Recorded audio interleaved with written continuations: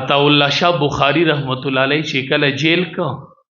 بچو مون خو خولي په نرمو ځایونو کې ناس یو د قرآن تلاوت کی دا چې د لاس ته اتکړی پرتی او زندان درته پروت یو ته د قرآن کریم تلاوت کوي. عطا الله شاه بخاری رحمت الله علیه چې جیل کو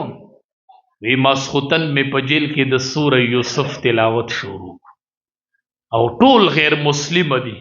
وی د شان را باندې आवाज راغی چې و مې قتل نو د جیل هغه سپرډنټ شاته ناست دی غیر مسلم دی